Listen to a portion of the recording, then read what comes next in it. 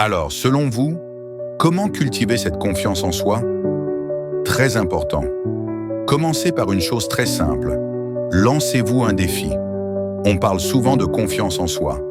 Lancez-vous un défi. Demain, je me lève à 5 heures, je teste.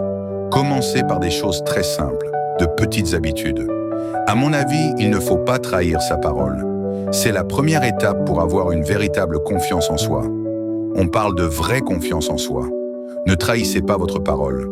Combien de personnes ne tiennent pas compte de leurs paroles, ne les respectent pas? Demain, je me lèverai à 5 heures pour finalement atteindre 6h30, demain à 8 heures pour finalement atteindre 9 heures. Commencez par écrire, respectez votre parole.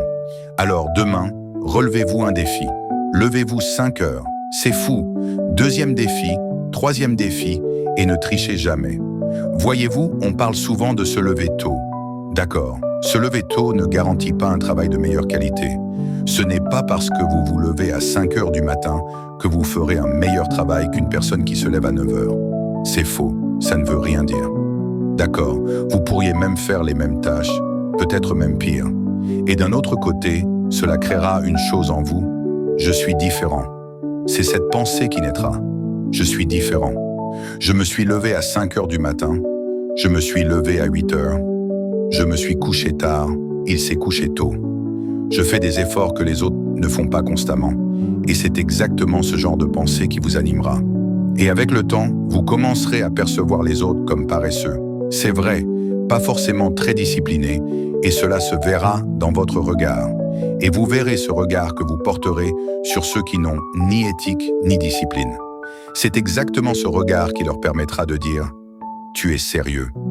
À travers ton regard, ils sentiront que tu te sens supérieur. Je ne me sens pas forcément supérieur. Je sais juste que je suis différent.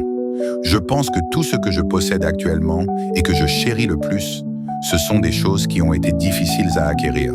En fait, c'est ce qui définit la valeur d'une chose. C'est la difficulté à l'acquérir. Si c'est facile à obtenir, ça n'a aucune valeur réelle pour moi. Prenez ce simple café servi par le vendeur juste derrière. Il n'a aucun goût. C'est juste un café. Rien de précieux, rien d'intéressant pour moi. D'un autre côté, si vous remarquez bien, toutes les choses qui se comportent beaucoup, attention, ce sont des choses qui nous ont pris du temps à acquérir, du temps, encore du temps, de la sueur, de la souffrance, etc. Donc, mon rapport entre la souffrance, l'échec, peu importe, et le succès, c'est simplement que la souffrance, l'échec, peu importe, peut embellir mon succès, le souligner.